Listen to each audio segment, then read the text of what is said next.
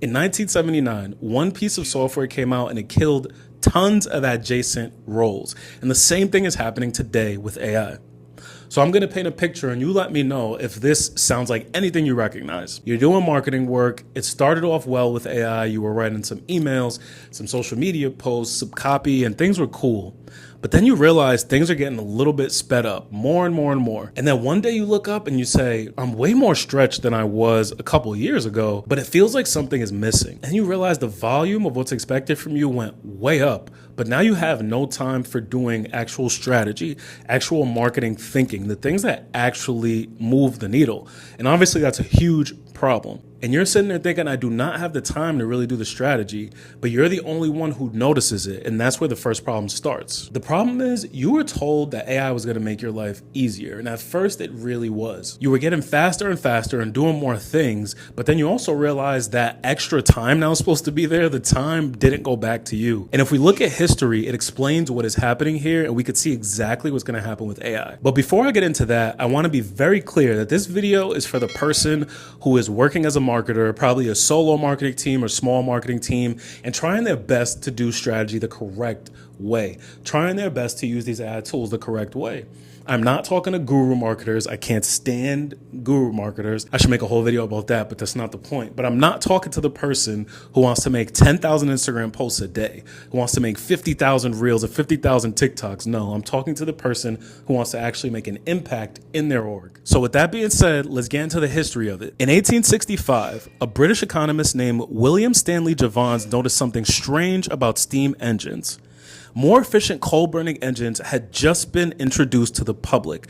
And common sense said, since we have these more efficient engines, we won't need as much coal anymore. But that's not what happened. Since we had these more efficient coal engines, the use of coal did not go down. It went up so then we could fully use the engines. Jevons called this a paradox, and it's been happening ever since. Every single time tools get more efficient, we don't get that time back. And history shows us that. It's not bad management. It's not a bad approach. It's not someone trying to be evil. It's just how things work. So you're not imagining that this is happening. This is a 150-year-old phenomenon, and we're seeing it play out again and again. The interesting part about it is this hasn't happened just once. We've seen it many times. And once you see the pattern over and over, like I'm about to show you, then you can actually spot it and do something about it. But this is something that has happened over and over. VisiCalc launched in 1979. It was the first electronic spreadsheet.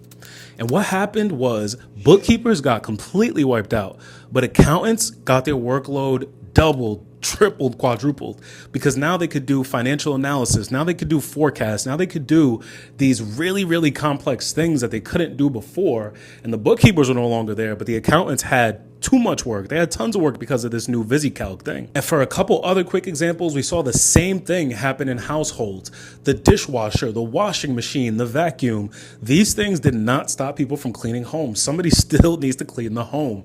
We don't have the robot cleaner yet. Maybe we will soon, where you could just turn it on and it does all that stuff. But somebody still has to pretty much clean and do these things, which still takes time, even though we have more efficient tools. My final example is with email. We could send emails in seconds, but we don't send less emails. If anything, our inboxes are flooded with tons of emails because they're so easy to be sent. So email didn't necessarily give people back more time. It changed the reaction and it changed the floor for how fast you respond to people. And now I'm sure you see what pattern I'm talking about. And here's where AI is different in a very dangerous way. AI, in seconds, you can type in whatever you want, an email, whatever, a social media post, you need copy, you need all these things, and it comes out in seconds. So that is what people hold you to. People aren't thinking this person must have added this framework to make this email work. Or this person must have spent, I don't know, 6-7 years learning about copywriting frameworks just to make his LLM write better than mine. That's not the stuff that gets calculated in, which makes AI very dangerous. The only thing people see is it used to take a day, now it takes 5 seconds, and then they leave it at that. And while preparing for this video, I actually came across a study that really drives this all home very clearly. Upwork surveyed 2,500 executives and employees back in 2024. And at that time, 77% of employees using AI said it added to their workload, not reduced it. And at the same time, 96% of C-suite leaders expected AI to boost productivity. So 77% of people are feeling more work, and 96% of the people who are judging them, who are their bosses, their leaders, expect more output. And in that stat alone, you could see Jevons paradox playing out again right here in 2026. And if you are in that solo marketer role here in 2026, you know that there's no team to push off. There's probably no other person that's going to protect you. Everything just falls back on you. The efficiency gains just fall back on you. And if you're that person in that seat, you realize what you didn't lose is just more time.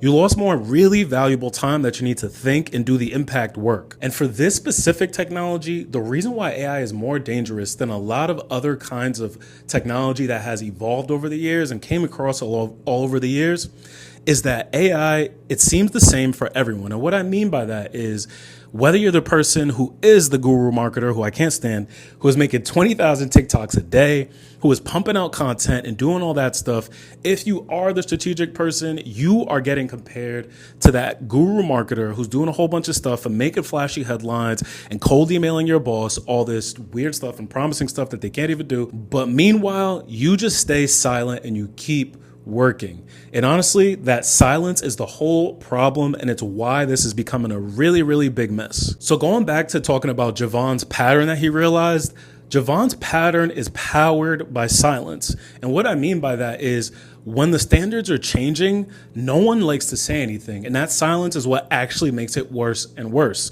Because no one's talking about this thing, because no one's naming it, and no one's creating systems around it, it just continues to grow. You continue to be expected to do more efficiency, more this, more that.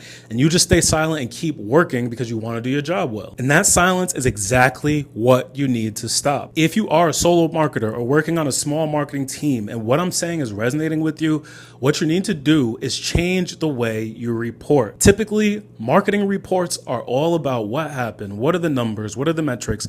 Different companies care about different metrics, but in the age of AI, your thinking is more of an asset. So what that means is you need to put your thinking in these reports. What did you try? What frameworks did you apply? What are you going to apply next? Why are you going to apply that? What are you working towards? What are you building towards? All these things, you need to have your thinking as part of the report very clearly, because without that, it just seems like you just entered an email, you took 5 seconds, you maybe Googled something for 10 minutes, and then you just spit out stuff. So you need to advocate for yourself in this new way. I don't have a name for it. I should have came up with a name for it for this video, but you get what I mean. And as I always like to reiterate on this channel, I was a solo marketer myself for 3 years. So I know what it feels like to sit in that seat. I know what it feels like to have that job come and be impacted by AI. And we have to find these new ways of working, ways of thinking, ways of reporting, ways of talking to bosses, ways of communicating around AI. And that's the beginning of it and kind of what I like to talk about on this channel, where we're going. But the key thing you need to realize is this is what AI was meant to do, make us more efficient.